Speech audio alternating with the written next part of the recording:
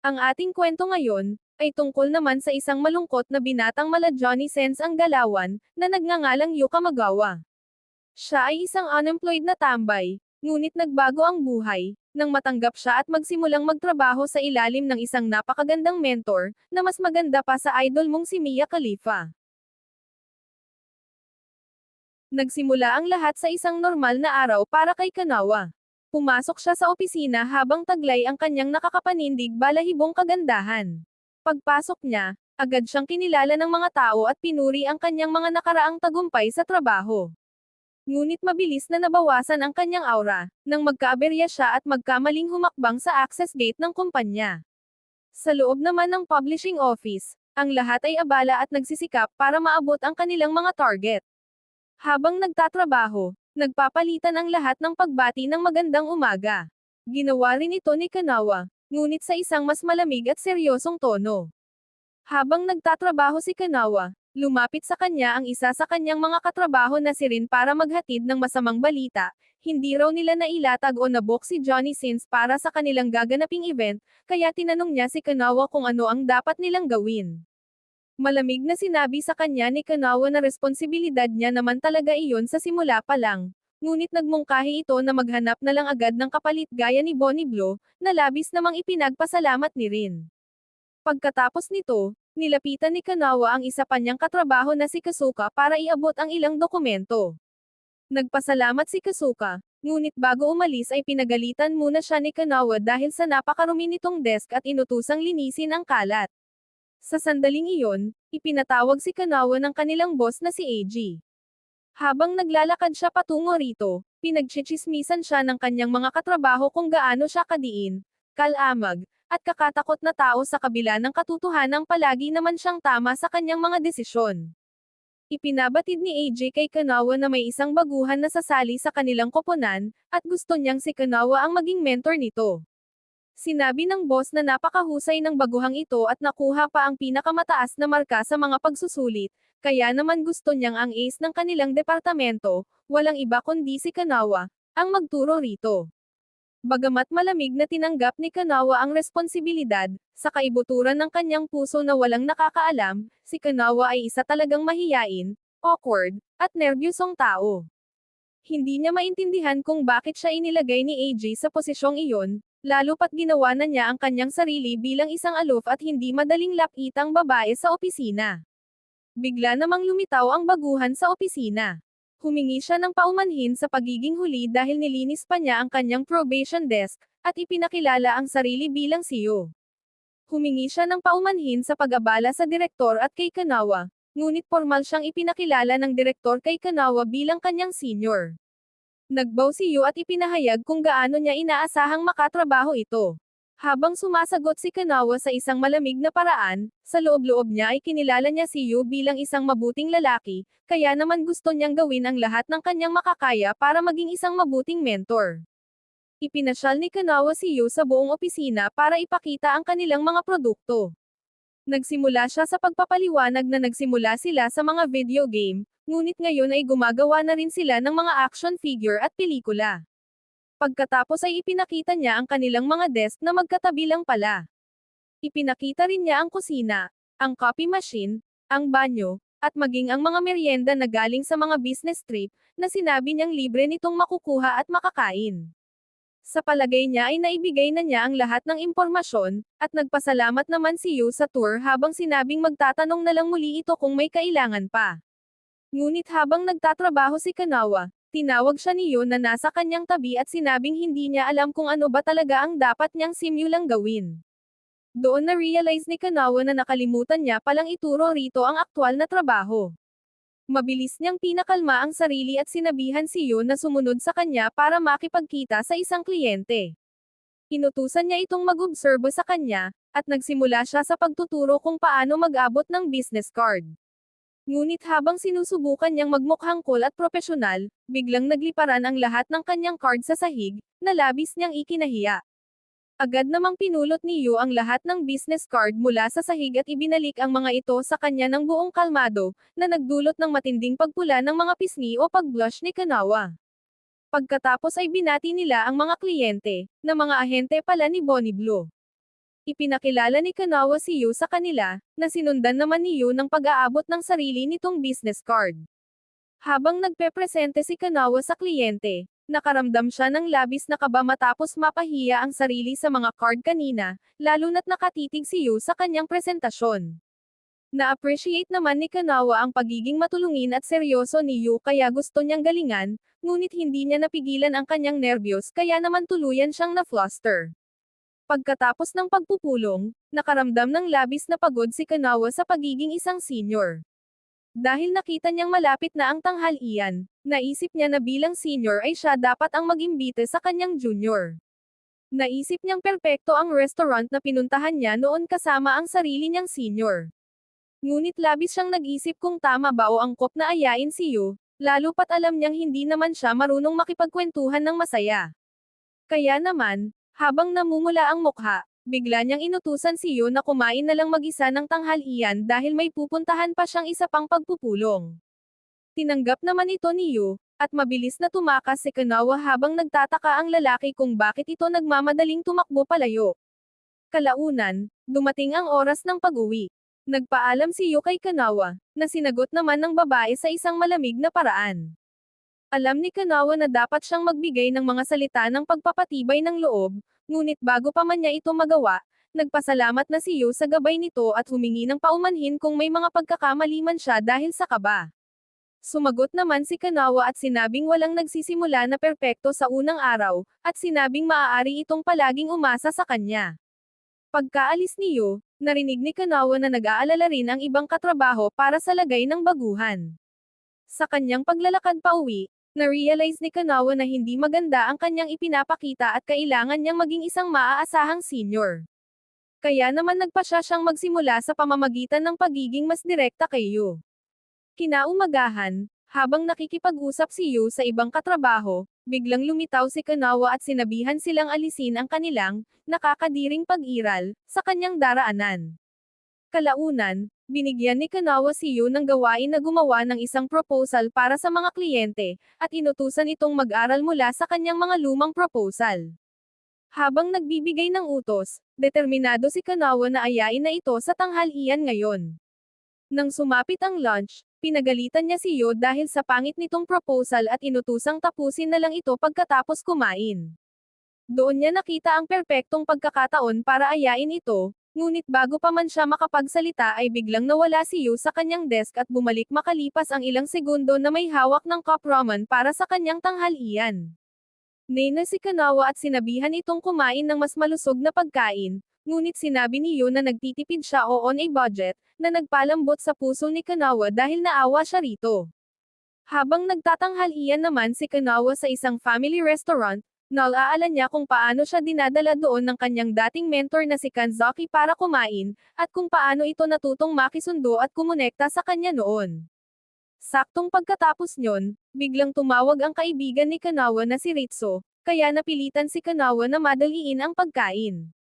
Sinagot niya ang tawag, at ipinabatid sa kanya ni Ritsu na magkakasama silang magtatrabaho sa hinaharap, kaya iminungkahi nito na bigyan ng pagkakataon ang kanyang baguhan o newbie na magpakitang gilas.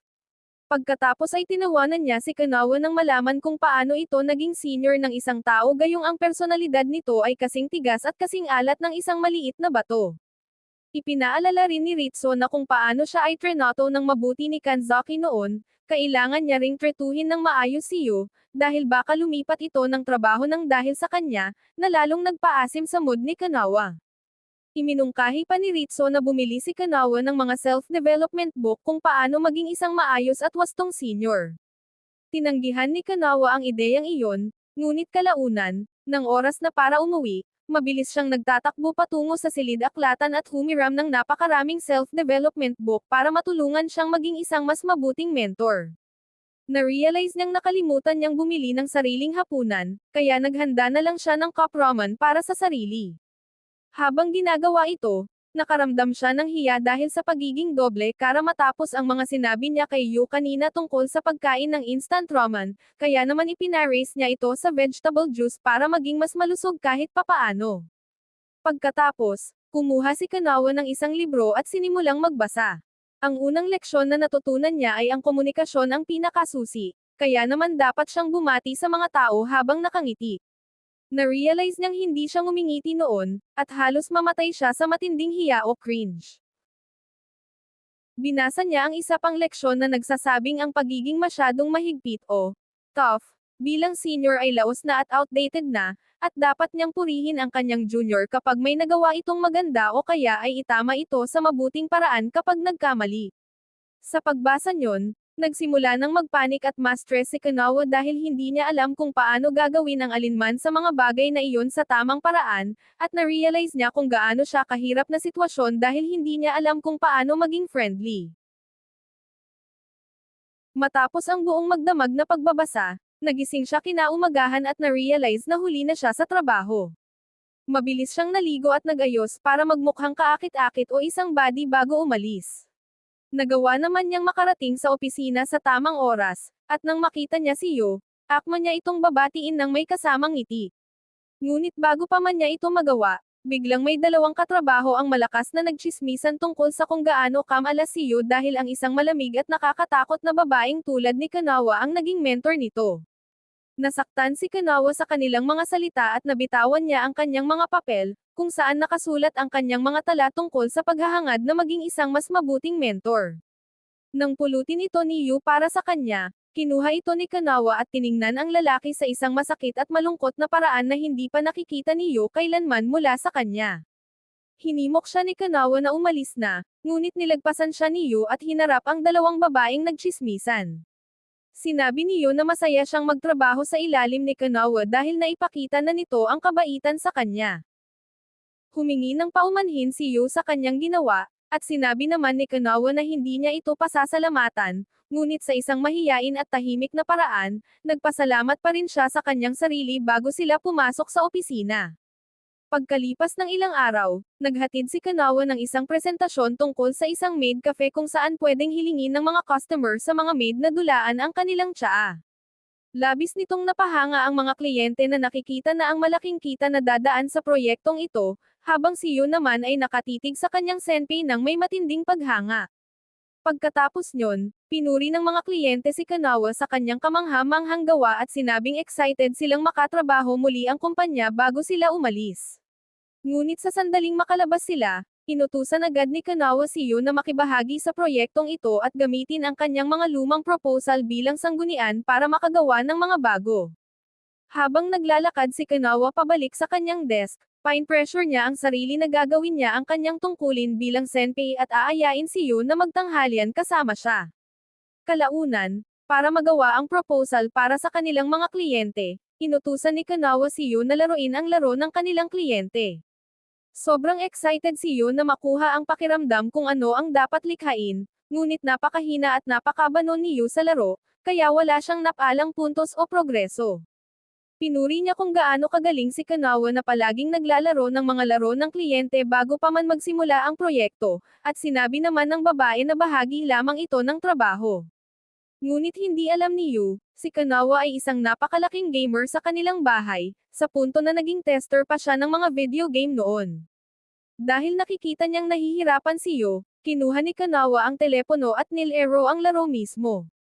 Ngunit habang naglalaro, nagsimula siyang gum-iwang-giwang at nahirapan din, dahil na-realize niyang sanay siya sa controller sa halip na sa screen ng telepono. Habang gumigiwang, tuluyan siyang natumba sa sahig. Para iligtas siya sa kahihiyan, iminungkahi ni Yu na magkasama na lamang nilang laruin ang laro. Gayunpaman, nahirapan pa rin silang dalawa, habang si Yu ay abala sa paghahanap ng mga referensya, si Kanawa naman ay abala sa pagsusubok na galingan at maging mahusay sa laro. Kalaunan sa opisina, habang papalapit ang tanghalian, naghahanda na ang iba na lumabas, habang si Kanawa naman ay paulit-ulit na sinasabihan ang sarili na ayain na si Yu. Ngunit bago pa man niya ito matanong, nakita niyang seryosong-seryoso at nakatutok si Yu sa kanyang trabaho, kaya naisip niya na hindi maganda ang timing. Pagkatapos, isang katrabaho ang humingi ng tulong kay Kanawa, kaya napilitan siyang umalis sa kanyang desk. Sa sandaling iyon, hinanap siya ni Yu at nakitang nakatayo malapit sa desk ng ibang tao, kaya ipinagpaliban muna nito ang pagtatanong sa kanya. Pagkatapos ay tinawag pa si Kanawa ng kanilang boss para mag-usap, na lalong nagpalayo sa kanya sa kanyang desk. Bigla namang naanyayahan si Yu ng ibang mga katrabaho na sumabay sa kanila sa tanghalian. Nang marinig ito, na-realize ni Kanawa na pinalampas niya na naman ang kanyang pagkakataon. Habang nangyayari ito, hinihiling ng kanyang boss na yumako siya ng isang malaking responsibilidad, ngunit hindi nakikinig si Kanawa dahil masyado siyang nakapokus kay Yu. Laking pasalamat na lang niya nang sabihin ni Yu na nagdala ito ng sariling baon na tanghalian, kaya naman nabawasan ang kanyang pag-aalala. Ngunit dahil naghihintay ng sagot ang kanyang boss, sumagot na lang siya ng, oo, nang hindi nalalaman kung ano ba talaga ang kanyang sinang-ayunan.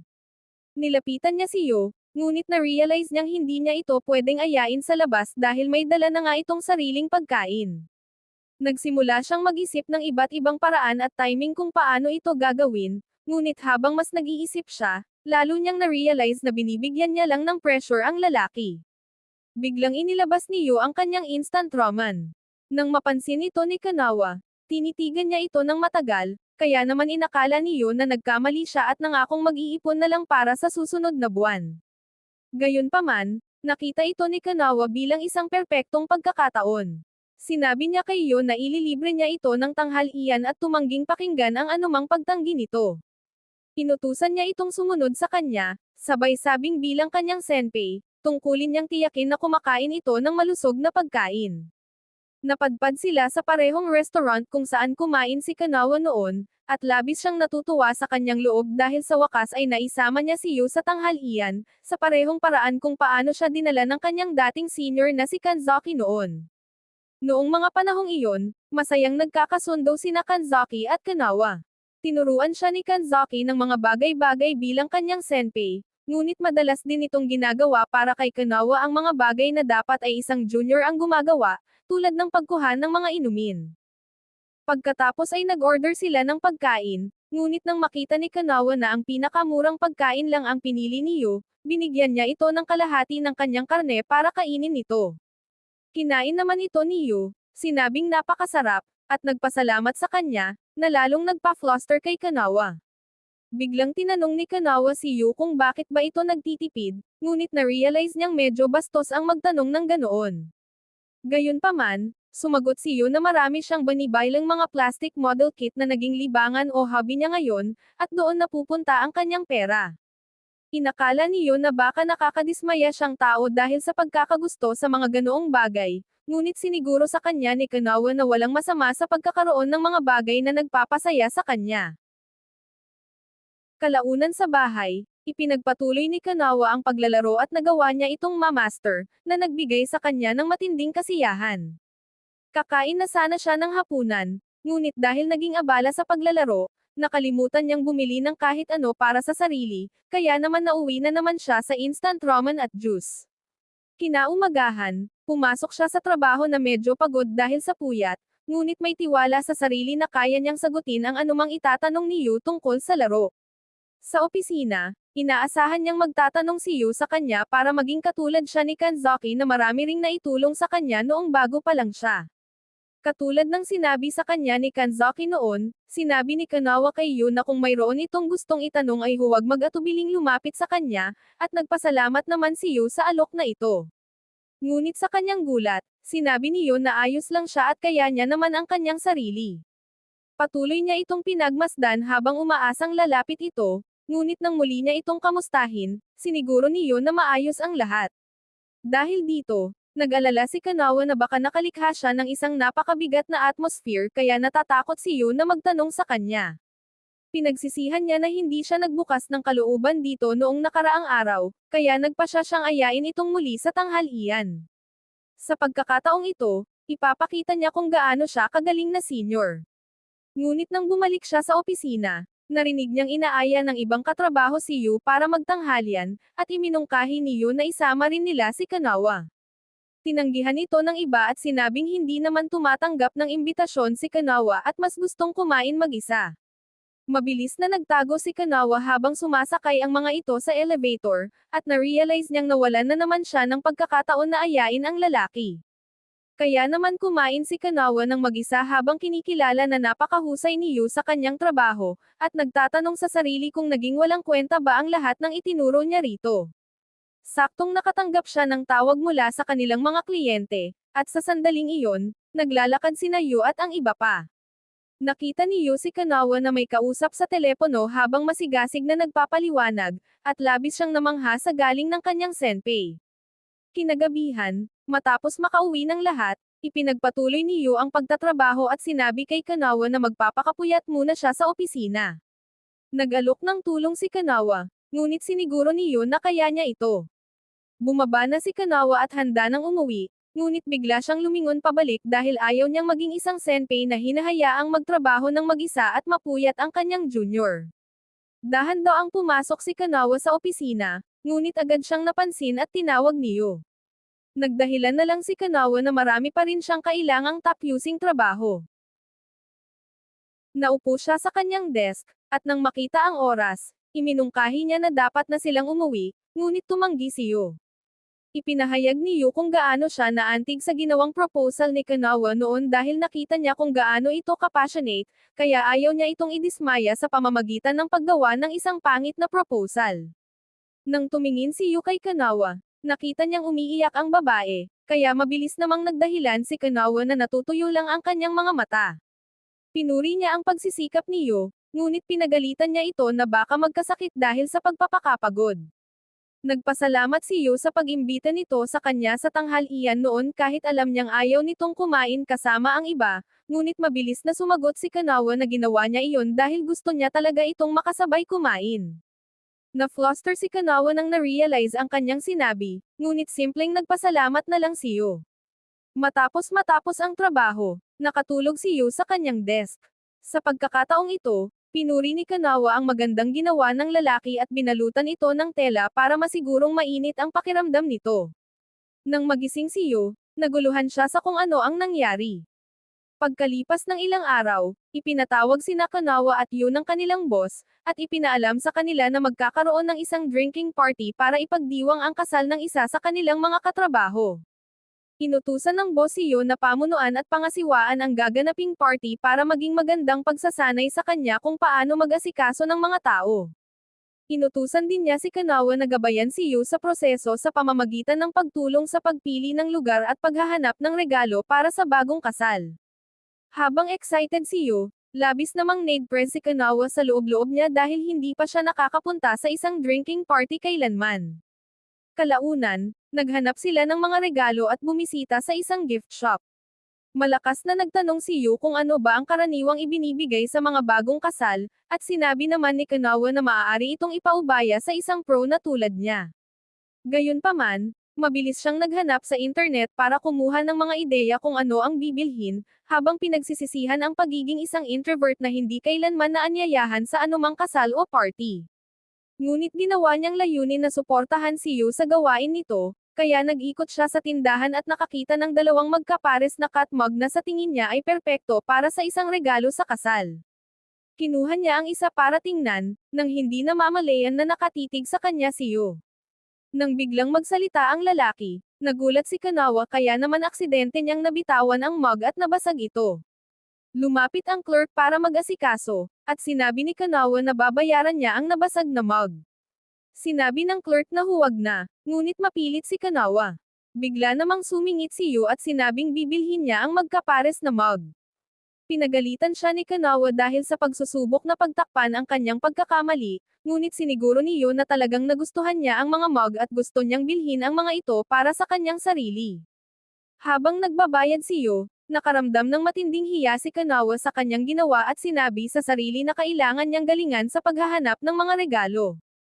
Pagkatapos nyon, naupo sila para magkape matapos bumili ng mga tuwalya bilang regalo na base sa suhestyon ni Kanawa. Napansin ni Yu ang iniinom ni Kanawa at nagulat na purong black coffee ang iniinom nito. Sinabi ni Kanawa na ang kape ay panggatong lamang para manatiling gising, at ang paglalagay ng anuman doon ay sumisira sa lasa, ngunit matapos itong sabihin, na-realize niya kung gaano kayabang pakinggan ang kanyang sinabi. Habang umiinom si Yu ng kape, nakaramdam ng kaunting inggit si Kanawa, ngunit sinabi niya sa sarili na kailangan niyang inumin ang kape na iniinom din ng kanyang mentor noon. Ngunit nang inumin ito ni Kanawa, bigla siyang napasigaw sa tindi ng kakaitan, kaya naman mabilis siyang binigyan ni Yu ng gatas at asukal na buong puso namang tinanggap ni Kanawa. Kalaunan, naghanap sila ng mga lugar para sa gaganaping event, at naitanong ni Kanawa sa sarili kung mayroon bang pinupuntahang partikular na lugar si Yu tuwing iinom.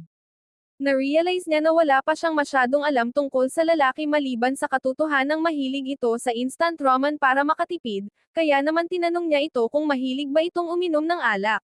Nang sabihin niyo na hindi siya masyadong umiinom, palihim na nagdiwang si Kanawa dahil pareho sila ng pakiramdam, ngunit mabilis niyang ibinalik ang kanyang seryoso at malamig na mukha. Sa pagkakataong iyon, humingi ng paumanhin si Yu dahil nadamay pa si Kanawa sa pagpaplano ng event gayong alam naman nitong hindi ito pumupunta sa mga ganoong klaseng drinking party. Siniguro naman ni Kanawa kay Yu na nandoon siya para ipagdiwang ang pagsali nito sa kanilang koponan.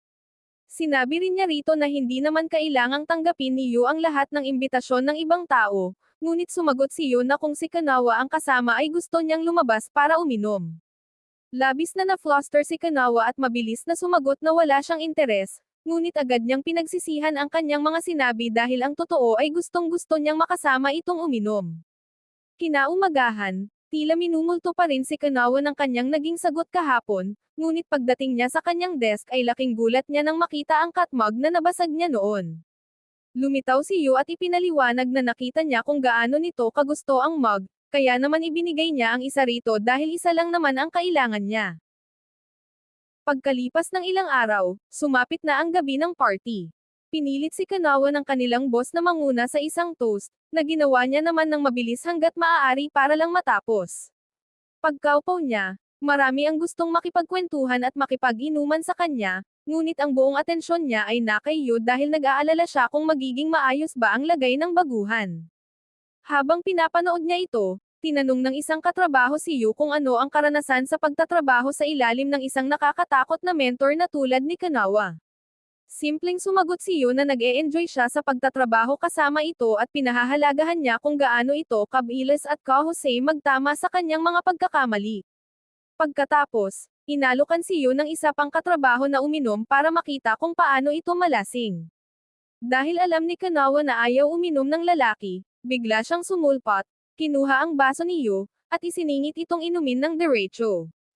Nagdahilan si Kanawa na ginawa niya iyon para suriin kung may lason ba ang inumin at para masigurong walang panganib na kakaharapin ang kanyang junior. Patuloy siya sa pag-inom, at sa tuwing may mag-aalok ng beer kay Yu ay mabilis itong isinasalin ni Kanawa sa sarili niyang baso.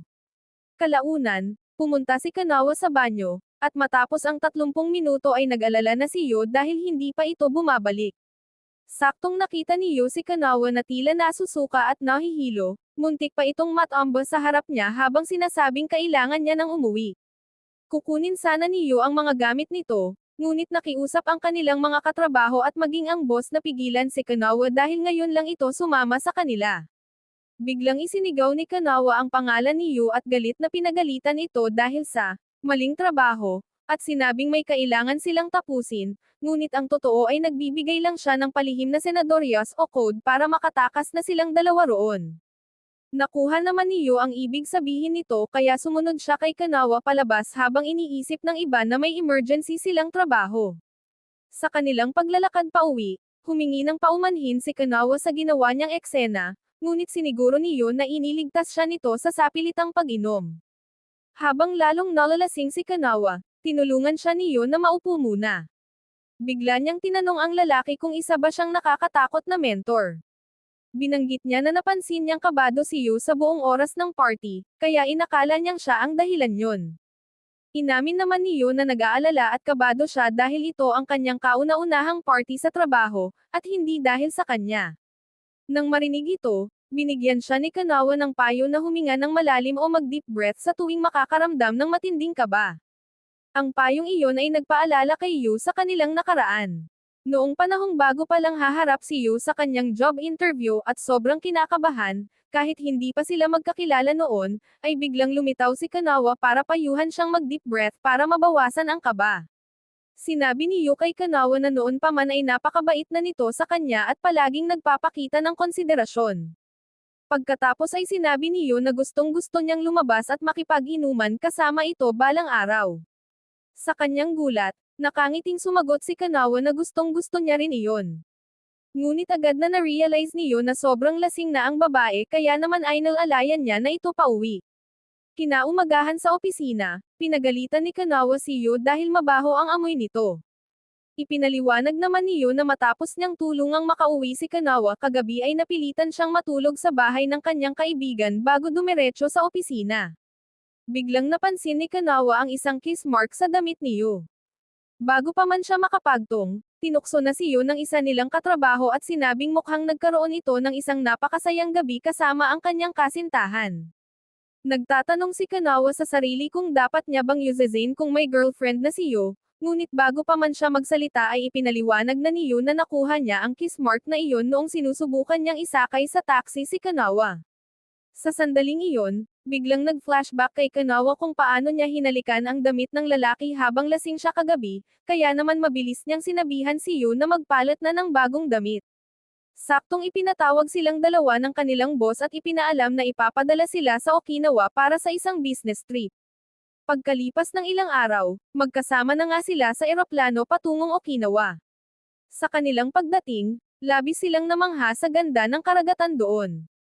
Nakipagkita sila sa photography team na kumuha ng mga larawan para sa kanilang patalastas o advertisement, at nagpalitan ng pagbati bago nag-briefing para sa kanilang unang shooting location. Sumakay sila sa mga kotse at nang makarating sa dalampasigan ay labis na na-excite si Kanawa. Nagsimula na ang photoshoot kung saan kinukuhanan ng larawan ang kanilang modelo na nagpo-pose na parang isang sikat na swimsuit model. Ngunit laking gulat ni Yu nang mapansing nakasuot din pala ng swimsuit si Kanawa. Kahit hindi naman siya ang modelo, nagdahilan si Kanawa na dapat silang magsuot ng swimsuit para hindi maging bastos sa modelo. Ipinaalala naman ni Yu na trabaho ng modelo ang magsuot niyon kaya walang dahilan si Kanawa na gawin din iyon. Nalungkot si Kanawa sa narinig, kaya binawi agad ni Yu ang kanyang sinabi at nagdahilang hindi niya naman talaga alam ang mga patakaran sa mga photoshoot. Saktong sa mga sandaling iyon, biglang tinangay ng hangin ang sombrero ng modelo patungo sa gitna ng dagat, na naging dahilan ng pagkaantala ng shooting. Agad na tumakbo si Kanawa at lumangoy para kunin ang sombrero nang walang pakialam kung mabasa man siya. Buong giting niyang ipinagdiwang ang pagkakakuha sa sombrero, iniabot ito, at sinabi kay Yu na tama lang ang desisyon niyang magsuot ng swimsuit sa photoshoot. Sumang-ayon naman si Yu at sinabing magsusot na rin siya ng swimsuit mula ngayon. Ngunit na-realize ni Kanawa na masyado siyang naging hyper at excited, kaya naman ibinaba niya ang kanyang enerhiya. Isang producer ang lumapit para magpasalamat kay Kanawa sa kanyang ginawa, ngunit nang matitigan nito ang katawan ni Kanawa ay pinuri nito ang figure ng babae at sinabing mukha itong napaka-sexy sa kanyang swimsuit. Pinapanood sila ni Yu, at nang tangkaing hawakan ng bastos na producer si Kanawa, mabilis na nagsalita si Yu habang gumagawa ng seryoso at nakakatakot na mukha. Nag-isip siya ng dahilan para maaya si Kanawa na sumama sa iba nilang mga kasamahan. Paglipas ng oras, pumunta sila sa ibang lugar at nagbisikleta. Kinuhaan nila ng larawan ang modelo sa iba't ibang pwesto hanggang sa sumapit ang gabi. Nagpapahinga si Yu nang biglang dumating si Kanawa, at sinabihan siyang kailangan niyang uminom para may lakas siya pag iniwan na niya ito. Sabay nilang pinanood ang paglubog ng araw, at hindi sinasadyang napuri ni Kanawa ang kasipagan ni Yu, na naging dahilan para mamula ang kanyang mukha. Mabilis siyang naglakad palayo, ngunit napangiti si Yu sa kanyang mga sinabi. Kalaunan, sama-sama silang nagbonding sa isang lokal na restaurant. Pinuri ng mga producer si Kanawa dahil sa husay nito sa pamamahala ng mga photoshoot. Pinuri rin nila si Yu sa kanyang trabaho, ngunit mapagpakumbaba nitong sinabi na marami pa siyang dapat matutunan. Eksakto namang nagkaroon ng pagtatanghal ng tradisyonal na katutubong awit ng Okinawa ang restaurant, at nakiusap sila sa mga manunood na sumayaw ng kanilang tradisyonal na sayaw. Hiningkayat ng iba sina Kanawa at Yu na sumayaw kasama nila, ngunit isa itong malaking bangungot para kay Kanawa, natakot sumayaw. Samantala, masayang tumayo si Yu at sumayaw kahit mukha siyang ewan. Inanyayahan niya si Kanawa na sumayaw kasama niya, at kahit nag-aalangan ito, sinabi ni Yu na ang mahalaga ay mag-enjoy sila. Matapos marinig iyon, sumali si Kanawa sa sayaw, na hindi niya inaasahang may enjoy at magiging masaya para sa kanya. Nang tumingin si Yu sa kanya, ngumiti si Kanawa, at biglang bumilis ang tibok ng puso ni Yu. Kalaunan, sa kanyang silid, napaisip si Yu kung bakit parang iba ang nararamdaman niya kapag kasama si Kanawa. Bigla namang sumulpot si Kanawa sa kanyang pinto at nag-abot ng sunscreen, sabay sabing nasunog sa araw si Yu. Napansin din niya ito, at pinagalitan siya ni Kanawa dahil nakalimutan nitong magpahid. Matapos ang isang photoshoot para sa promosyon ng sunscreen, nakaramdam ng hiya si Yu tungkol dito. Nang makita ang reaksyon niya, mabilis na binalikan ni Kanawa ang usapan sa masayang paksa, na nagpatawa kay Yu at nagpamula naman kay Kanawa. Kinabukasan, naglibot ang grupo sa Okinawa, kumuha ng mga larawan ng modelo sa iba pang mga lugar, at naging masaya sila sa paggawa nito. Matapos silang magtrabaho, binati ng lahat ang isa't isa para sa magagandang resulta, at inanunsyo ni Kanawa na magkakaroon sila ng libreng oras sa Okinawa.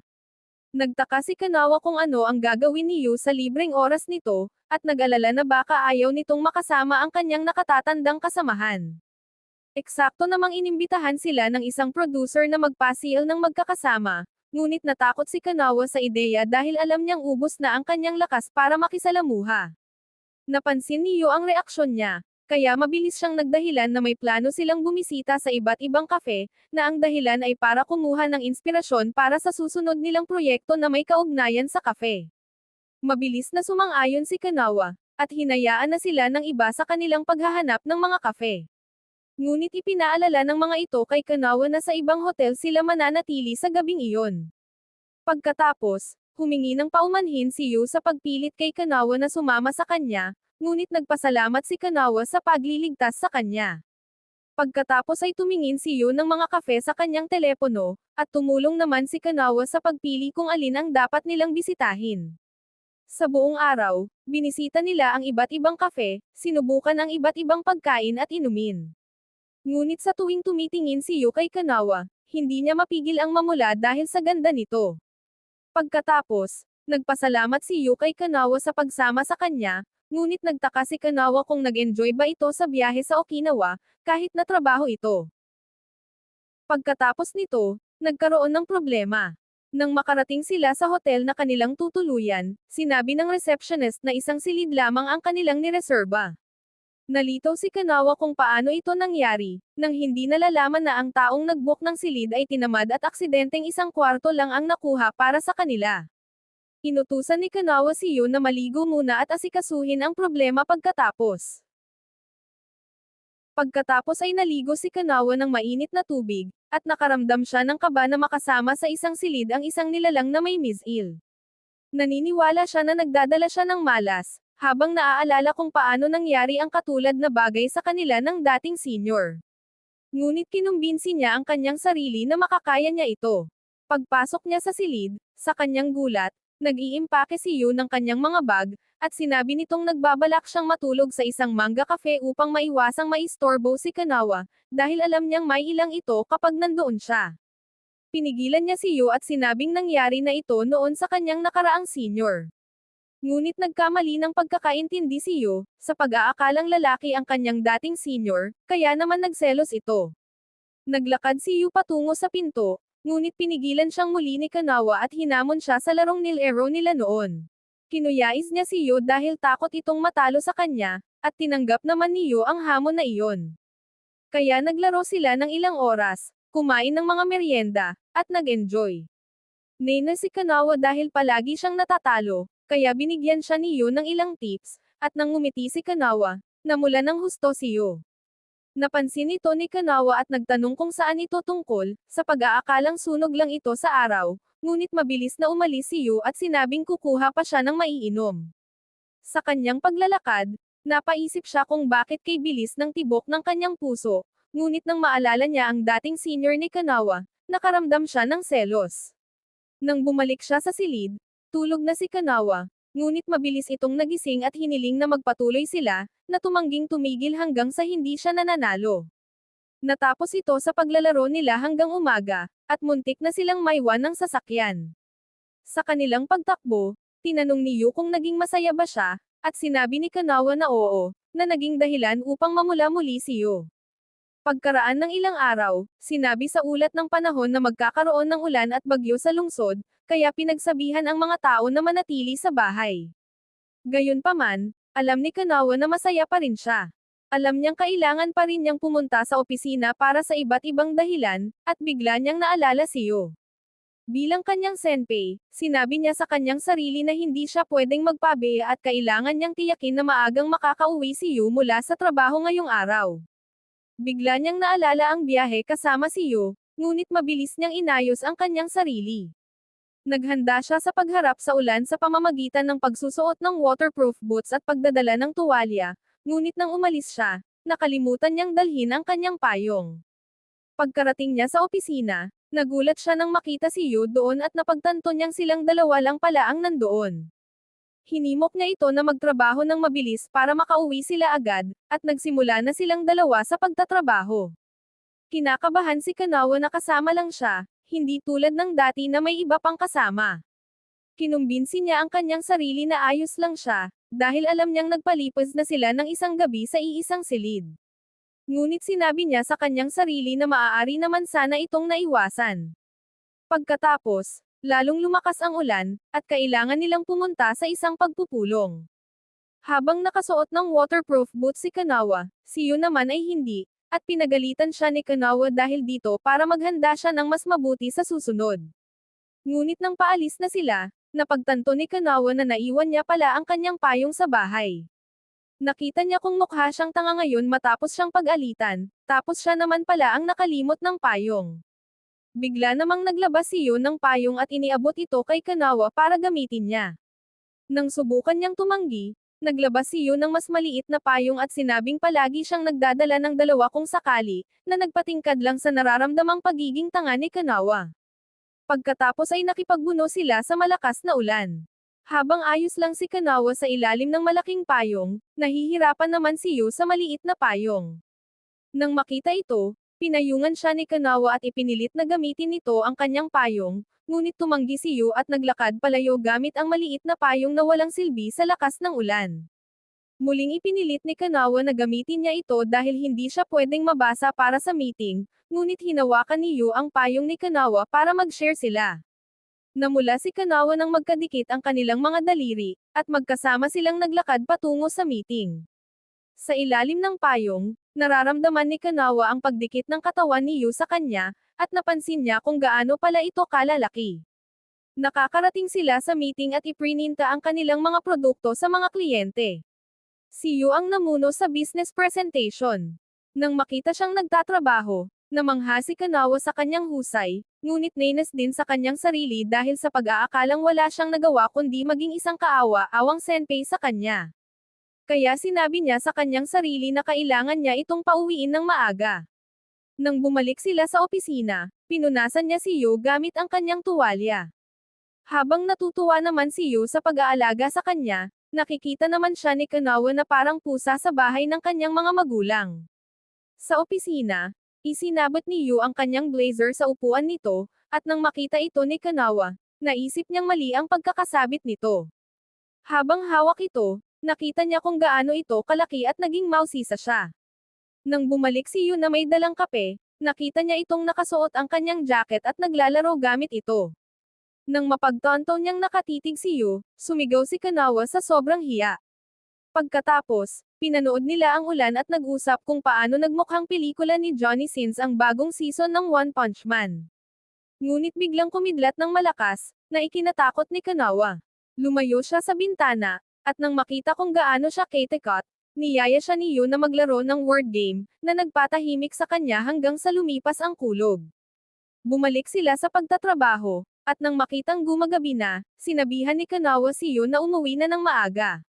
Nagtanong si Yu kung mananatili ba siya, at sinabi ni Kanawa na bukas ay magtatrabaho siya mula sa bahay, kaya kailangan niyang tapusin ang ilang dokumento. Nagtanong si Yu kung may maitutulong ba siya, at nang marinig iyon, nagliwanag ang mga mata ni Kanawa kaya nakiusap siya kay Yu na kumuha ng isang bagay sa sales department habang dumadalo siya sa isang online meeting. Habang paalis si Yu, napaisip si Kanawa kung bakit napakabait nito. Nang makarating si Yu sa sales department, nakatagpo niya ang isang dating kaibigan at nagbatian sila ng masigla. Nang makitang libre si Yo, humingi ang lalaki ng tulong basta't wala siyang ginagawa, at pumayag naman si Yo na tumulong. Samantala, tinatapos ni Kanawa ang kanyang online meeting, sa pag-aakalang nakagawa siya ng magandang bagay sa pagpauwi kay Yo ng maaga. Ngunit laking gulat niya nang makitang nandoon pa rin si Yo sa opisina. Nang tanungin, ipinaliwanag ni Yo na humingi ng tulong ang isang dating kaibigan, at ito rin ang taong tumulong sa kanya noong naghahanap siya ng trabaho. Nagalit doon si Kanawa, kaya nagtungo siya sa sales department. Nang makita ang lalaki, prank kanyang sinabi rito na huwag ipasa ang trabaho nito sa kanyang junior. Sinabi ng kaibigan kay Kanawa na sinabi naman niya kay Yo na hihingi lang siya ng tulong kung pwede ito, ngunit kinwestiyon ni Kanawa ang kanyang loika at sinabing bilang senior, dapat alam nilang dalawa na halos hindi tinatanggihan ng mga junior ang hiling ng isang senior, na siyang sinamantala ng lalaki. Tinitigan niya ito sa mata at sinabihang huwag pabigatan si Yo ng kanyang trabaho, lalo na kung magiging dahilan ito para mag-overtime si Yo. Nang umalis si Kanawa, humingi ng paumanhin ang lalaki kay Yo, at nagpasalamat naman si Yo kay Kanawa sa pagtatanggol sa kanya. Ipinalala ni Kanawa kay Yo na maaari naman siyang tumanggi kung gusto niya, at naintindihan naman ito ni Yo. Kalaunan, nang papauwi na sila, muntik ng tanggayan si Kanawa kasama ang kanyang payong dahil sa lakas ng hangin. Nang makita ang kanyang hirap, nag-alok si Yo na mag-share sila sa payong, sabay sabing kahit junior siya, isa rin siyang lalaki na kayang lumaban sa malakas na hangin para protektahan siya. Tinanggap ni Kanawa ang alok, at nag-share sila sa payong habang binubuno ang buong lakas ng bagyo. Nang makita kung gaano kalakas si Yo at kung gaano ito nagsisikap para sa kanya, namula si Kanawa. Biglang muntik na silang liparin ng hangin, at napasandal si Yo sa kanya. Sinabihan niya itong sumandal sa kabilang direksyon para hindi ito mabasa, ngunit nakiusap si Yo na sa kanya na lang ito sumandal, na nagpatingkad sa kaba ni Kanawa. Nang lalong lumakas ang bagyo, wala siyang magawa kundi sumandal ng malapit sa kanya, at magkatabing naglakad ang dalawa laban sa hangin. Pagkatapos, sa tren, nagpasalamat sila sa isa't isa para sa magandang trabaho. Nang bababa na si Kanawa, iniabot ni Yo ang kanyang payong at sinabing iuwi niya ito. Bilang ganti, iniabot naman ni Kanawa ang kanyang tuwalya para magamit niyang pampatuyo mamaya. Sa bahay, inilagay ni Kanawa ang payong sa mismong tabi niya. Napagtanto niyang nagsisimula na siyang mahulog kay Yo, habang si Yo naman na gamit ang kanyang tuwalya ay nakakaramdam ng parehong emosyon para kay Kanawa. Pagkalipas ng ilang araw, nagbabalak si Kanawa na ayain si Yo na uminom at nag-iisip kung paano niya ito tatanungin. Ngunit nang akma na niya itong gagawin, nakita niya itong may kasamang ibang babae. Hinala ni Kanawa na isa itong kapwa junior, at biglang niyaya ng babae si Yo sa isang Furryworks festival. Bagamat nakaramdam ng kaunting selos si Kanawa, natuwa pa rin siya na nakikipagkaibigan ang kanyang junior sa mga kapwa nito junior. May ilang katrabaho silang sumulpot at nagsabing gusto nilang sumama. Nanood si Kanawa ng may galit, sa pag-iisip na magiging awkward para sa mga junior kung may mga senior silang kasama. Kaya naman nakialam siya at sinabing gusto rin niyang sumama sa kanila. Nang marinig iyon, natakot ang mga katrabaho at nagpas siyang kanselahin ang kanilang planong sumama, na siyang naging panalo para kay Kanawa. Ngunit sinabi ni Kanawa na nagsisinungaling lang siya na gusto niyang sumama, at dapat silang mag-enjoy sa Furryworks Festival kasama lang ang mga junior. Gayunpaman, parehong inimbitahan ni Yo at ng babae si Kanawa na sumali. Pagkatapos, nagpakilala ang babae bilang si Mio, isang kapwa junior, at sinabi niya kay Kanawa na ang totoong plano ay magsama-sama ang lahat ng mga bagong junior sa kumpanya para sa isang day out. Ipinakita pa niya kay Kanawa na nag-book siya ng pinakamagandang upuan para panoorin ang Furryworks. Namangha si Kanawa nang makita ito, at naisip na dapat silang umalis nang wala siya para hindi maging awkward para sa kanila. Gayunpaman, ipinilit ni Mio na sumama si Kanawa dahil matagal na niyang gustong makausap ito. Kinagabihan, nag-isip si Kanawa kung ano ang isusuot, at pumasok sa isip niya ang pagsusuot ng yukata. Naalala niya kung paano siya ibinili ng kanyang ina nito. Nang tawagan niya ang kanyang ina para magtanong tungkol dito, natuwa ang nanay sa pag-aakalang para ito sa isang date, ngunit tiniyak ni Kanawa sa kanya na hindi pa lumalawak ang kanyang domain. Pagkatapos ay nakiusap siya sa kanyang ina na padalhan siya ng larawan nito, At nang makita niyang hindi maganda ang hitsura ng yukata, nagpasya siyang bumili na lang ng sarili niya. Kinabukasan, binisita ni Kanawa ang isang tindahan ng yukata, habang nag-iisip kung alin ang kanyang kukunin. Sinubukan siyang tulungan ng isang teenedra, ngunit malamig siyang tinalo ni Kanawa, kaya umalis na lang ito.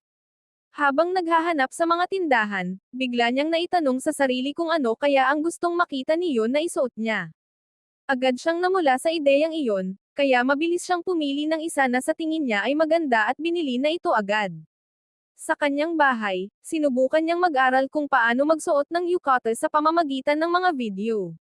Ngunit kahit nakapanood na siya ng maraming video at nagpalipas ng ilang oras, bigo pa rin siyang maisuot ito ng tama. Kaya naman, nilapitan niya si Mio. Nang mabanggit niya ang yukata, sinabi sa kanyang o Mio na walang sino man ang nagbabalak magsuot ng yukata, na nagpapantanto kay Kanawa na naging masyado siyang nasa sabik. Ngunit dahil kay Kanawa, nagpasya na rin si Mio na magsuot ng yukata. Nang marinig iyon, tinanong ni Kanawa si Mio kung paano nito isinusuot ang kanyang yukata, at nang mabanggit ni Mio ang pagpunta sa isang salon para humingi ng tulong, nagpasya na rin si Kanawa na magtungo sa salon. Kalaunan, nakasalubong ni Mio si Yu at nabanggit ang plano ni Kanawa na magsuot ng yukata, na ikinasabik naman ng kaunti ni Yu. Sa araw ng festival, naghihintay sina Yu, Mio, at ang iba pang mga junior sa pagdating ni Kanawa. Tinanong ng ibang junior si Yu kung talagang malupit ba si Kanawa gaya ng kanyang reputasyon. Ipinagtanggol naman siya ni Yu mula sa mga chismis, at sa sandaling iyon, biglang dumating si Kanawa na suot ang kanyang napakagandang yukata, na nagpadala ng kaba kay Yu. Sabay silang nagtungo sa festival, at ang unang bagay na nakita ni Yu ay ang mukha ni Kanawa. Ang una nilang ginawa ay bumili ng mga merienda para kainin. Sinabi ni Kanawa na gusto niya ng cold soba, ngunit sinabi ni Yu at Mio na walang ganoon doon, kaya iminungkahi nila ang takoyaki. Nang marinig ito, pumasok si Kanawa sa kanyang senpai mode, at iniabot sa kanila ang kanyang pitaka. Nang sumubok silang tumanggi, pinangaralan sila ni Kanawa na mahal ang mga pagkain sa festival kaya ipinilit niyang gamitin ang kanyang pera, na tinanggap naman nila. Pagbalik nila dala ang takoyaki, isang pagkain na hindi pa kailanman nakakain ni Kanawa, napaso ang kanyang bibig sa unang subo. Nataranta ang iba at ibinili siya ng shaved ice para palamigan ang kanyang bibig. Habang kumakain, nagbibiruan sina Mio at Yu, at nagselo si Kanawa dahil hindi kailanman nakikipagbiruan si Yu sa kanya ng ganoon. Pagkatapos, naglaro sina Mio at Yu sa isang palaro sa festival habang nanonood si Kanawa. Nakita niya ang dalawang mabubuti at masasayahing tao, isang bagay na sa tingin niya ay hindi siya nababagay. Nagsimula siyang maglakad palayo ng walang patutunguhan, habang nagtatanong sa sarili kung bakit ba siya nandoon. Ang sumunod na nalaman niya ay naliligaw na siya at naputol pa ang kanyang tsinelas. Tiningnan niya ang kanyang telepono, ngunit wala na itong baterya dahil nakalimutan niyang i-charge ito. Kaya nagpasya siyang maghintay habang nagtataka kung bakit nakakaramdam siya ng inggit kapag nakikitang malapit si Yu sa ibang tao maliban sa kanya. Biglang sumulpot si Mio, at nang makitang naputulan ng tsinelas si Kanawa, nagpasya siyang maghintay kasama niya. Sinabi niya kay Yu kung nasaan si Kanawa at sinabi rin kay Kanawa na nag-aalala ng husto si Yu, na ikinahiya naman ni Kanawa. Pagkatapos ay humingi ng paumanhin si Kanawa sa pagkasira ng araw ni Mio, ngunit tiniyak ni Mio na ayos lang iyon at isang karangalan ang makasama siya. Sinabi ni Mio na ikinukwento siya ni Yu, at kung gaano siya kabuting tao kumpara sa mga chismis, kaya naman ginusto ni Mio na makilala si Kanawa ng personal. Pinigilan siya ni Kanawa sa patuloy na pagpuri, ngunit lalo lang nakita ni Mio na tama si Yu tungkol kay Kanawa. Eksakto namang sumulpot si Yu na bakas ang matinding pag-aalala. Nang makitang nasira ang tsinelas ni Kanawa, mabilis siyang kumilos. Gamit ang kung anong meron sila, inayos niya ang tsinelas pabalik sa dati nitong hugis, na ikinamangha ng dalawang babae. Pagkatapos ay nagtungo na sila sa panonood ng Furry Works. Sa gitna ng dagsa ng tao, hinawakan ni Kanawa ang kamay ni Yu. Tinanggap naman ito ni Yu, na nagpadala ng kaba sa kanilang dalawa. Nang makarating sila sa pwesto, umalis si Mio para kumuha ng maiinom. Sa sandaling iyon, nagsimula na ang Furry Works, at habang pareho silang nakatitig ng may pagkamangha, napaisip si Kanawa kung masasabi ba niya ang kanyang nararamdaman kung hindi lang siya ang kanyang nakatatandang kasamahan. Pagkaraan ng ilang araw, may ginagawa si Yu nang bigla niyang mapansin si Kanawa sa gitna ng isang pagpupulong na may isinesenyas sa kanya. Hindi niya alam na sinasabi sa kanya ni Kanawa na kunin ang telepono nito sa kanyang mesa. Nang tawagin siya ng boss, malakas niyang sinabihan si Yu na kunin ang kanyang telepono, ngunit hindi nakikinig si Yu dahil hindi niya maintindihan ang sinasabi nito at ang sinusubukan nitong iparating sa kanya. Pagkatapos, habang nagpapahinga si Yu, tinanong siya ni Mio kung bakit mukha siyang malungkot, sa hinalang pinagalitan siya ni Kanawa. Sinabi ni Yu na pinagalitan nga siya nito, at napansin niya na lumalabas ang punto ni Kanawa sa tuwing nagiging emosyonal ito, ngunit walang ideya si Mio sa kanyang ibig sabihin. Kalaunan, nahihirapan si Yu na mag-focus dahil patuloy sa pagtunog ang kanyang telepono. Napansin ito ni Kanawa, at nang magtanong siya tungkol dito, sinabi ni Yu na palaging nagpapadala ng mensahe ang kanyang mga magulang sa lahat ng oras. Sinabihan siya ni Kanawa na maging mapagpasalamat dahil kino-contact pa rin siya ng kanyang mga magulang, ngunit mabilis niyang pinagsisihan na hindi niya ito sinabi sa mas madaling paraan. Sa sandaling iyon, napansin niyang tinatawag siyang Yu-chan ng kanyang mga magulang, na para sa kanya ay napaka-cute, habang para kay Yu naman ay hindi. Tinukso niya ito, na ikinahiya naman ni Yu. Iminungkahi niyang bisitahin nito ang kanyang pamilya, at sinabi naman ni Yu na kahit nakatira sila ng malapit, nakakainis ang magkaroon ng mga magulang na palaging nagbabantay at nag-uutos na maglinis ng kwarto o kumain ng mas masustansyang pagkain. Kalaunan sa bahay, naiintindihan ni Kanawa ang nararamdaman ni Yu dahil ayaw din niyang malaman ng kanyang mga magulang ang kanyang kalagayan sa buhay. Pagkatapos ay nagtungo siya sa isang shopping district na matagal na niyang hindi nabibisita. Nang makita ang iba't ibang seleksyon na hindi pa niya nakakain, nasabik siya. Ngunit ang lalong nagpasigla sa kanya ay ang mga discounted bento. Ngunit nang akma na siyang kukuha ng isa, biglang sumulpat si Yu na namimili rin doon, at ipinaliwanag na ito ang kanyang lugar. Tinanong niya si Kanawa kung ano ang kanyang binibili, at kahit nandoon si Kanawa para sa discounted bento, ayaw niyang malaman ni Yu na hindi siya nagluluto. Sa sandaling iyon, nakakita sila ng isang magkasintahan na magkasamang namimili para sa kanilang hapunan. Nang tumingin si Kanawa kay Yu, nakita niyang nagpapakita ito ng inggit sa kanila, nang hindi nalalamang iniisip pala ni Yu kung mukha ba silang magkasintahan ni Kanawa sa mga sandaling iyon. Dahil sa kuryosidad, tinanong ni Kanawa si Yu kung nangarap ba itong magkaroon ng kasintahan na magaling magluto. Mabilis niyang pinagsisihan ang pagtatanong niyon, ngunit sinabi ni Yu na bagamat maganda ang magaling magluto, gusto rin niya ang ideya na magkasama silang nag-aaral magluto ng kanyang kasintahan, na nagpasya naman kay Kanawa. Tinanong muli ni Yu kung ano ang kanyang binibili, at nang sabihin niyang mga gulay, iminungkahi ni Yu ang masustansyang spinach, na sumire naman sa kanyang plano na kumuha ng bento.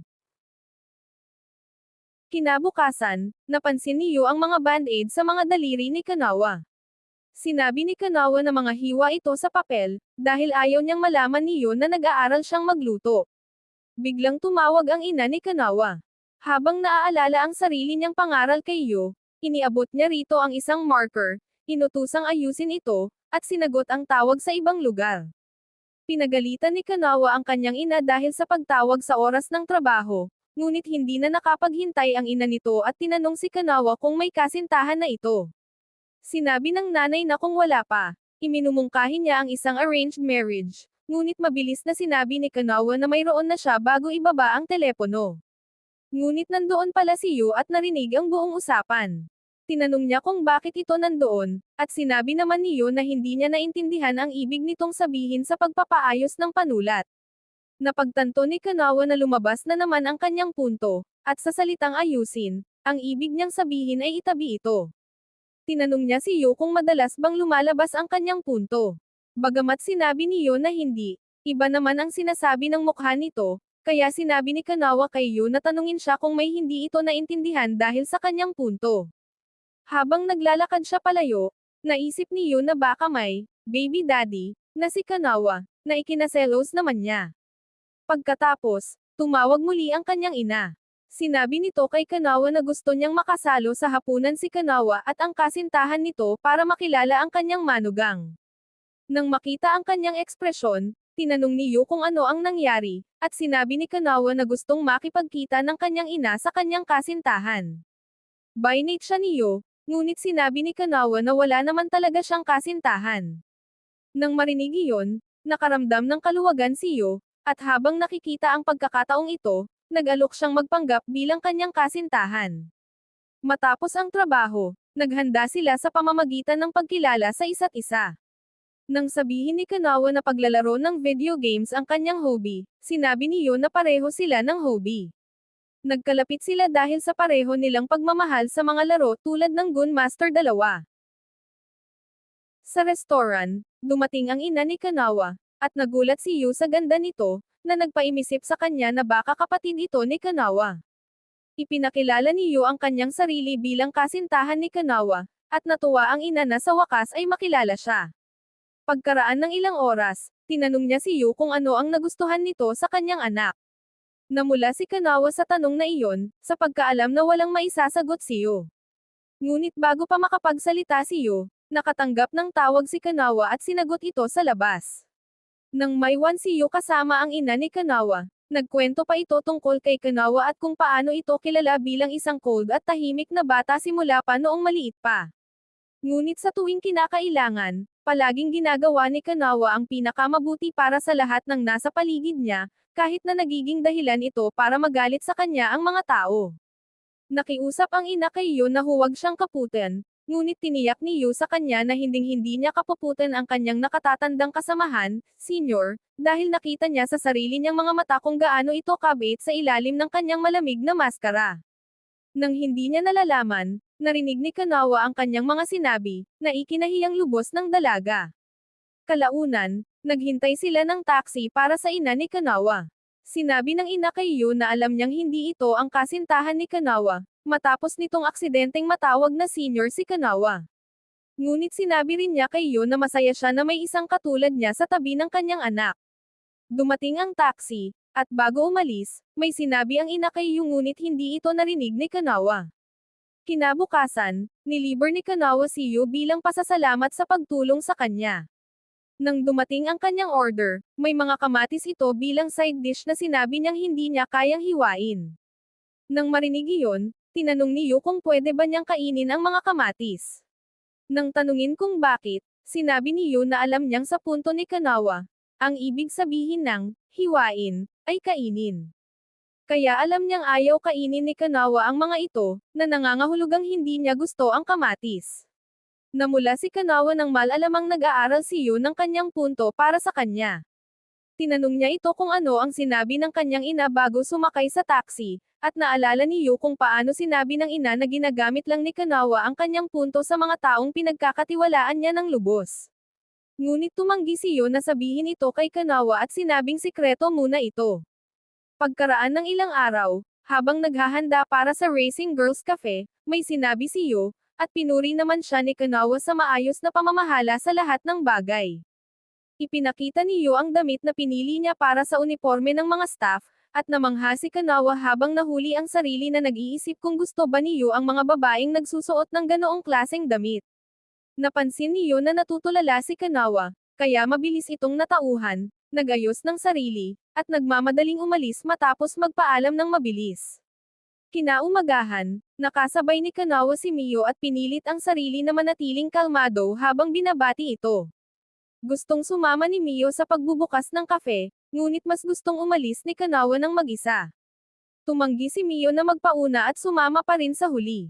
Sa daan, masayang nagkwento si Kanawa tungkol sa proyekto at kung gaano kahusay ang pamamahala ni Yu sa lahat ng bagay. Napansin agad ito ni Mio at sinimulan siyang tuksohin, na ikinahiyang lubos ni Kanawa habang itinatanggi na nasa sabik siya. Ipinagtapat ni Mio na naiinggit siya dahil napunta si Yu sa isang napakahusay na mentor. Idinagdag pa niya na mukhang masigla si Yu kamakailan dahil sa kung gaano kadali ginagawa ni Kanawa ang mga bagay para sa kanya. Nang makarating sila sa kafe, natigilan si Mio sa gulat dahil sa haba ng nakapilang tao sa tapat nito.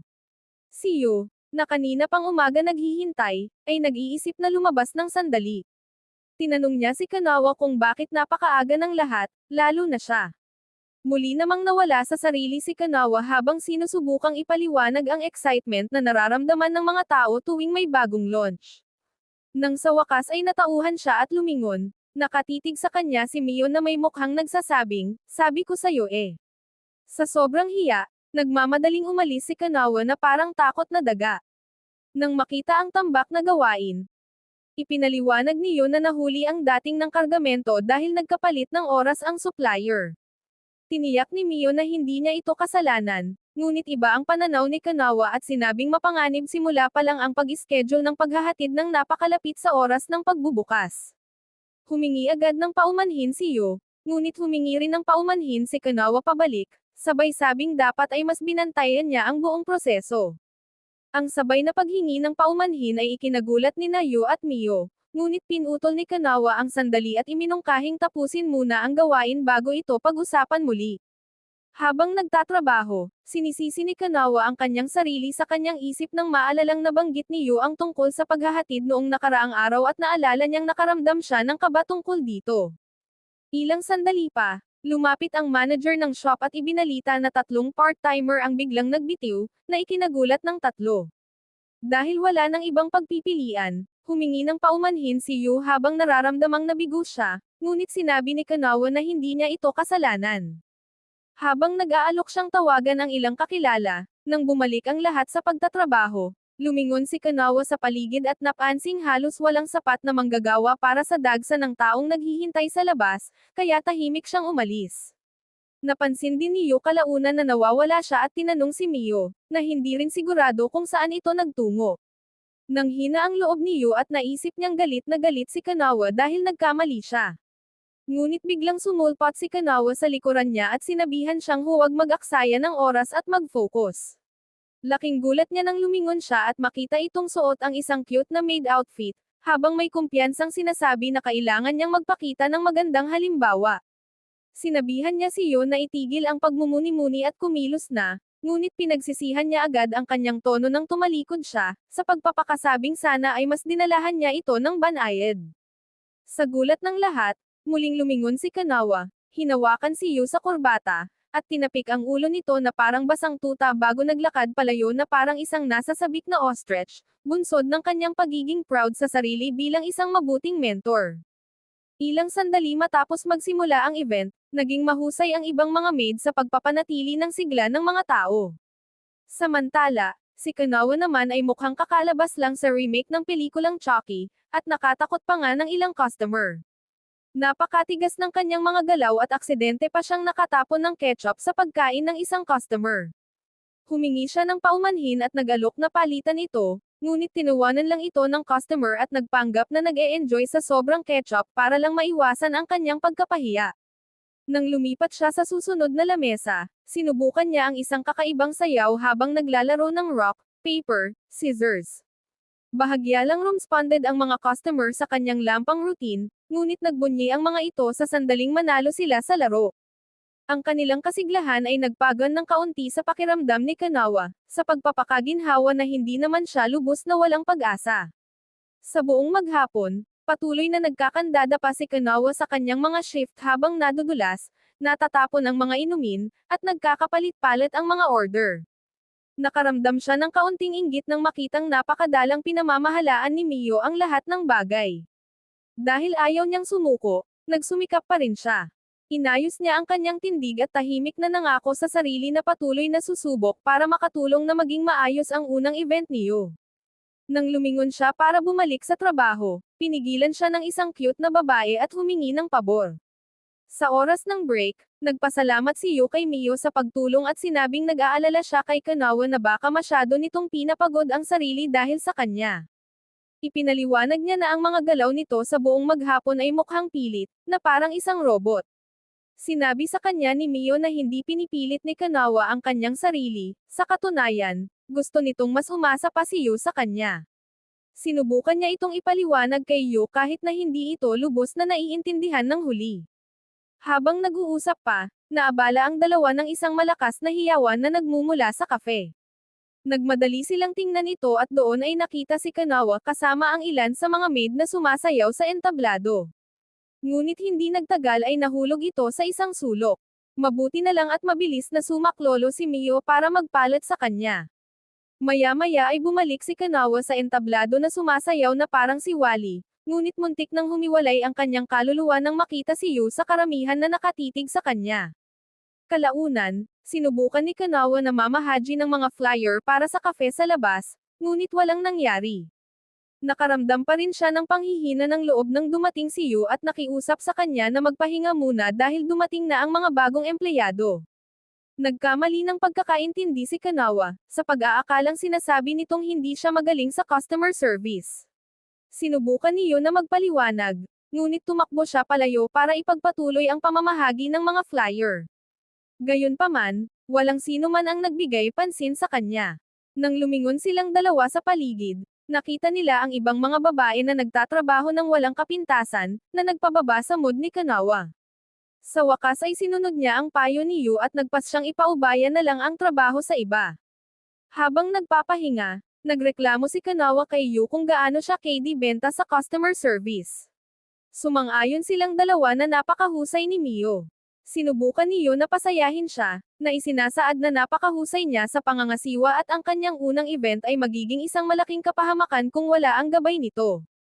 Dahil masyadong manhid si Kanawa para makuha ang kanyang papuri, nadismaya si Yu.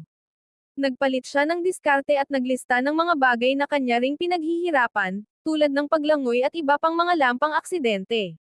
Ang tanging bagay na sa wakas ay nagpatawa sa kanya ay ang pagpapaliwanag ni Yu kung paano nito hindi maituwid ang kanyang buhok, kaya pumapasok ito minsan sa trabaho na may kulot na mga hibla. Dahil gumaan ang pakiramdam, buong tapang na nagpasya si Kanawa na ipagpatuloy ang kanyang pangunahing pakikipagsapalaran. Pagbalik sa loob, napansin nila si Mio na nahihirapan sa isang bastos na customer. Sumugod doon si Kanawa para takutin ito, na ikinatatakot maging Mio. Sa kanilang gulat, ngumisi ang bastos na customer at ipinalingwat na nag-e-enjoy siya sa ganoong klaseng trato. Sa pagtatapos ng event, nagpasalamat ang manager kina Yu at Kanawa para sa isang mahusay na trabaho, bagamat hindi masaya si Kanawa dahil iniisip niya pa ring napakasama ng kanyang ipinakita. Kalaunan, tinanong niya si Yu kung bakit mukhang natuwa ang huling customer sa kanyang inasal. Ipinakita sa kanya ni Yu ang isang poster ng isang karakter sa laro na kahawig niya, at napagtanto ni Kanawa na ang customer ay fan pala ng kanyang matapang na hitsura. Pabiro siyang nag-post tulad ng karakter, ngunit iginiit ni Yu na mas mukha siyang isang amo kaysa sa isang maid. Ipinaliwanag niya na dapat siyang tawaging master, hindi isang taong naglilingkod sa iba. Sumingit si Mio at hinayla si Kanawa para uminom upang ipagdiwang ang event. Habang paalis sila, tinukso ni Kanawa si Yu sa pagtawag dito ng master, na nag-iwan naman sa kanya na pulang-pula ang mukha. Pagkaraan ng ilang araw, lumabas si Kanawa ng opisina pagkatapos ng trabaho at natsingkit dahil sa napakalamig na panahon. Nasa likuran niya lang si Yu. Matapos mag-isip kung ano ang gagawin, tinakpan niya si Kanawa ng kanyang Amerikana habang namumula. Tinanggap naman ito ni Kanawa at sinubukang maging kalmado habang magkasama silang naglalakad palayo. Ilang araw ang nakalipas, nagtago si Kanawa sa isang sulok habang pinapanood ang mga mamimili na sumusubok ng mga pinakabagong damit. Gusto niyang mamili ngunit ayaw niyang maabala ng mga staff, kaya nagbabalak siyang mag-order na lang online kahit na sana ay gusto niyang maramdaman muna ang tela. Lumingon siya at nakita si Yu sa kanyang likuran. Nagmamadali siyang lumapit at itinanong kung bakit ito sumulpat doon. Dahil sa kaba, sinabi ni Yu na may hinihintay siya. Nang tanungin niya ang tungkol sa kanya, ibinulong ni Kanawa na tumitingin-tingin lang siya, at mabilis namang napansin ni Yu na iniiwasan niya ang mga staff. Gaya ng inaasahan, isang empleyado ang lumapit kay Kanawa at magalang na nagtanong kung paano siya matutulungan. Humakbang si Yu at sinabing kailangan lang niya ng oras. Pagkatapos ay pinanatili niyang abala ang staff sa pamamagitan ng pagtatanong ng maraming bagay tungkol sa mga uso, malaya mula sa atensyon, masayang ginalugad ni Kanawa ang mga sabaitan at sumubok ng iba't ibang kasuotan, habang nagpapakita ng mga ito habang si Yu naman ay nagbibigay ng mga mainit at nakatutuwang komento. Kinabukasan, nakita ni Ritsu si Kanawa sa isang sulok na mukhang problemado. Inyabutan niya ito ng inumin habang tinatanong kung bakit tila may dinadamdam siya. Tinawag siya ni Kanawa na bastos, ngunit tinawanan lang ito ng lalaki. Dumating si Mio ilang sandali pa na nagpapakyut kay Ritsu, na lalong nagpairita kay Kanawa. Nagkomento si Ritsu na nagbago na siya, dahil ang kanyang dating sarili ay hinding-hindi magpapakita ng malungkot na mukha na mayroon siya kanina. Nagtanong si Mio kung tungkol ba ito kay Yu, at itinanggi naman ito ni Kanawa noong una. Nang kulitin siya ulit ng mga ito, sumagot si Kanawa ng may pagkairita. Dahil sa kuryosidad, sinubukan ni Ritsu na kumuha ng higit pang detalye kay Mio sa pamamagitan ng pagbibiro na pwede naman nilang tanungin si Yu mismo, na ikinahiya ni Kanawa hanggang sasabihin na niya ang totoo. Matapos marinig ang tungkol kay Yu at sa babae sa mall, tiniyak sa kanya ni Mio na maaaring hindi nito kasintahan ang babae. Patuloy naman si Ritsu sa pagtukso sa kanya tungkol dito. Dahil pakiramdam niya ay huli na siya, mabilis na itinanggi ni Kanawa ang lahat. Pagkatapos ay niyaya siya ni Mio sa isang spa weekend. Nagpadala rin ito ng mensahe kay Yu, na nagpapahiwatig na sinusubukan niyang tulungan ito at si Kanawa na magkamalapit, bagamat nag-iwan lang ng kalituhan kay Yu ang kanyang text. Sa oras ng tanghalian, sinabi ni Ritsu kay Kanawa na natutuwa siyang magkasama silang kumakain dahil palagi na lang itong nagpapakabusy kasama si Yu. Itinatanggi naman ito ni Kanawa, na ikinaaliw ng lalaki. Nakita sila ni Yu na nag-uusap at nakaramdam ito ng kaba. Habang nagmamadaling bumalik, nabangga niya si Ritsu.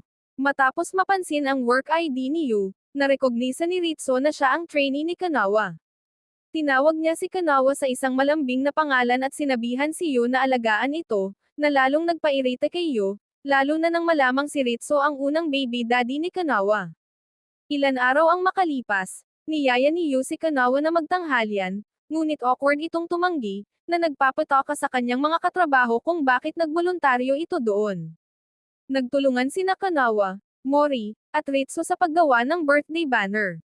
Iniabot ni Ritsu kay Kanawa ang listahan ng mga may kaarawan, at nagplano naman si Kanawa ng regalo para sa isang senior na tumulong sa kanila noong bago pa lang sila.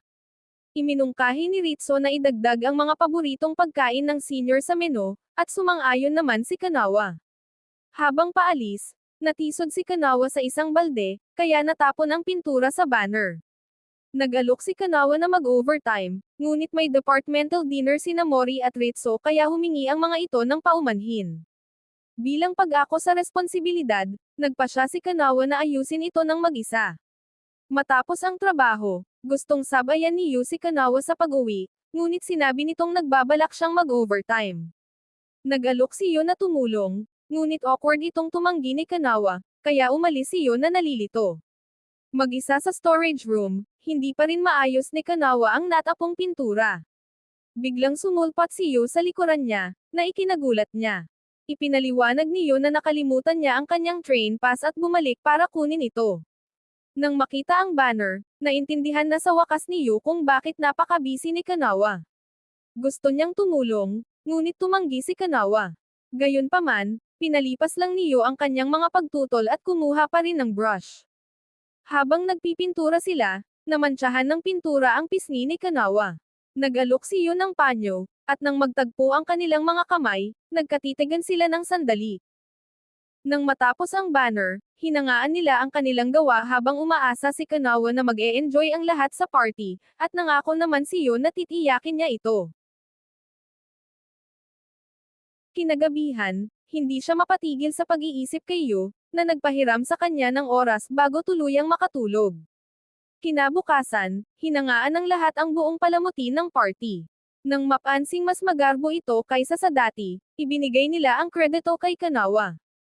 Nagulat sila dahil kadalasan ay hindi naman gumagawa ng ganitong pagsisikap si Kanawa para lang pasayahin ang iba. Awkward na nag-alok ng inumin si Kanawa sa kanila, na nagpadala ng ilang-ilang sa grupo. Pinanood ni Yu, Mori, at Ritsu ang awkward na tagpong iyon mula sa malayo. Ipinalala ni Mori kay Yu na nagkakaganyan si Kanawa dahil sa kanya. Ipinaliwanag ni Yu na likas na mabait si Kanawa, ngunit ang kanyang pagiging awkward ang madalas na nagiging dahilan para magkamali ng pagkakaintindi ang mga tao, at umaasa siyang makikita ng lahat kung gaano ito ka-famous sa totoong buhay. Pagkaraan, Pumila na ang mga may kaarawan habang nagbubunyi ang lahat at kumuha ng mga larawan. Isang grupo ng mga babae ang pumaligid kay Yu dala ang mga regalo. Dahil sa hiya, nag-atubili si Kanawa na humakbang pasulong para ibigay ang kanyang regalo, ngunit hinimok siya ni Maiyo na maging mas matapang. Nag-ipon ng lakas ng loob si Kanawa at nakiusap sa mga babae na bigyan siya ng espasyo. Masaya namang sumang-ayon ang mga ito, kaya naiwan silang dalawa ni Yu. Awkward niyang iniabot ang mga guwantes bilang kanyang regalo. Isinuot ito agad ni Yu at masayang sinabing gusto niya ito. Pakiramdam ni Kanawa ay napakamaliit ng kanyang regalo kumpara sa ibinigay ng iba, ngunit hinawakan ni Yu ang kanyang kamay at tiniyak sa kanya na ang regalo niya ang pinakagusto niya sa lahat. Sa kanyang gulat, tuluyan ng ipinagtapat ni Yu ang kanyang totoong nararamdaman para sa kanya. Matapos pakinggan ang pagtatapat ni Yu, hindi alam ni Kanawa kung ano ang sasabihin at natigilan siya. Nang mapansin ni Yu ang awkward na katahimikan, susubukan niya sanang ipagpatuloy ang kanyang pagtatapat, ngunit tinawag siya ng isang katrabaho para magbigay ng pangwakas na pananalita, kaya nagmadali siyang umalis at naiwan si Kanawa sa kawalan ng malay.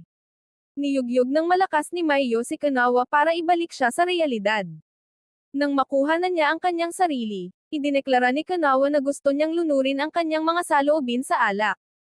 Kinagabihan, habang umiinom sa bahay, ikinwento ni Kanawa ang buong pangyayari kay Maiyo. Matapos makinig, may kumpiyansang sinabi ni Maiyo na nagtapat nga si Yu sa kanya. Tumanggi noong una si Kanawa na maniwala, sa pagpapadalhan na baka nagkamali lang siya ng interpretasyon. Nag-insist naman si Maiyo at ipinaliwanag na matagal nang malinaw ang nararamdaman ni Yu, at idinagdag pa na ang regalong ibinigay ni Kanawa ang malamang na nagbigay dito ng lakas ng loob para sa wakas ay magsalita. Iminungkahi ni Maiyo na baka tumawag pa nga si Yu para tapusin ang kanyang pagtatapat, at sa mismong sandaling iyon, biglang tumunog ang telepono ni Kanawa na ikinagulat niya. Huminga siya ng malalim sa kaluwagan ng lumabas na spam call lang pala ito, ngunit nakaramdam din siya ng kaunting pagkabigo dahil hindi ito si Yu. Samantala, tahimik na nakaupo si Yu sa isang bar kasama si Ritsu, habang malalim ang iniisip. Prangkang tinanong siya ni Ritsu kung niyaya niya ba si Kanawa sa party, na ikinagulat naman niya. Inamin ni Yu na nagbigay lang siya ng pahiwatig, kaya bahagya pang natago ang kanyang tunay na nararamdaman. Ipinaturo ni Ritsu na ang pag-aalinlangang ito ang mismong dahilan kung bakit siya nabigo. Ibinahagi niya ang kanyang sariling mga obserbasyon tungkol kay Kanawa bago inanyayahan si Yu sa balkonahe. Doon, pinag-usapan nila ang kanyang bagong tuklas na pagkamadaldal habang tahimik na umiinom at hinahangaan ang tanawin ng gabi. Sa loob ng bahay, tumanggi si Kanawa na tanggapin na nagtapat nga si Yu, gaano man kasikap si Maiyo na kumbansihin siya. Nagtaka si Maiyo kung bakit napakatindi ng kanyang pagtanggi, ngunit walang mahanap na magandang dahilan si Kanawa. Tinanong ni Maiyo kung ano ang gagawin niya kung sakaling mag-aya si Yu ng ibang babae. Nang maalala ang selos na naramdaman niya nang makitang pinaliligiran ito ng mga babae sa party, inamin ni Kanawa na magagalit siya. Nang marinig ito, lalong nasabik si Maiyo at niyakap si Kanawa. Dahil day off naman nila kinabukasan, nagpasya siyang perpektong pagkakataon ito para sa isang strategy meeting, lalo pat hindi pa kailanman nakikipag-date si Kanawa. Nagsimula siyang magbigay ng mga tips habang nakikinig ng mabuti si Kanawa. Pagkaraan ng 2 araw, pumasok sa trabaho si Kanawa na may kaba sa pagharap kay Yu nang hindi napapahiya. Sa kabila ng kanyang maingat na paghahanda, napatalon siya sa gulat nang biglang sumulpot si Yu sa kanyang likuran para pagbuksan siya ng pinto.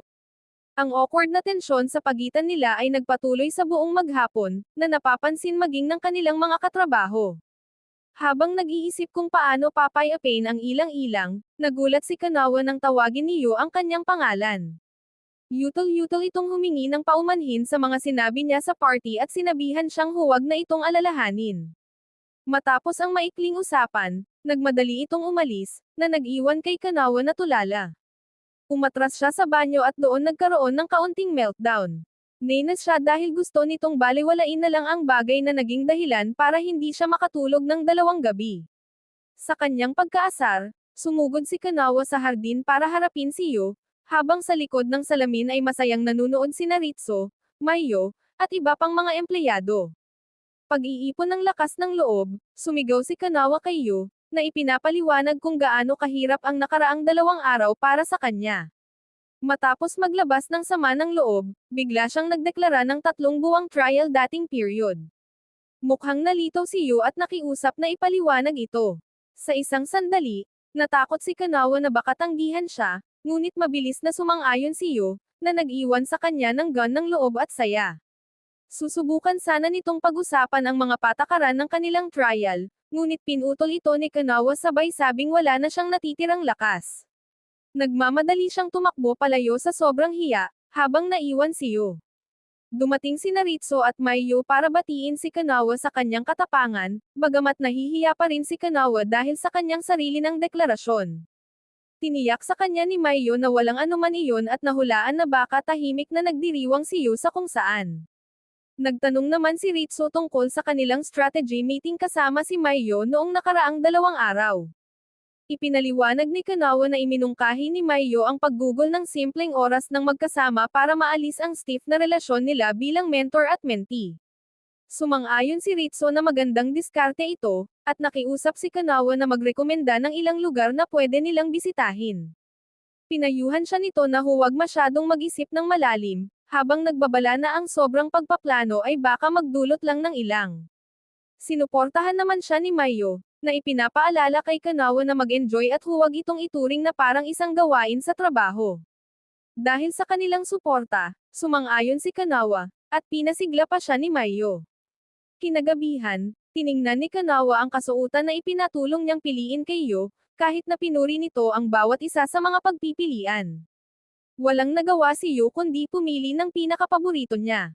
Matapos mag-makeup, pumili siya ng isang simpleng kasuotan at umalis. Sa sobrang kaba ni Kanawa, dumating siya ng maaga, ngunit laking gulat niya nang makitang nandoon na si Yu. Nalaman niyang dumating ito ng 30 minuto bago ang nakatakdang oras. Inamin ni Yu na kinakabahan din siya at ninais ng dagdag na oras para ihanda ang sarili. Nagpanggap na kalmado, tumawa si Kanawa sabay sabing kakain lang naman sila ng ramen kaya walang dapat ipag-alala.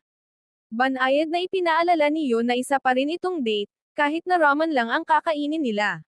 Dahil sa kaba, mabilis niya itong itinama at tinawag na isang trial date.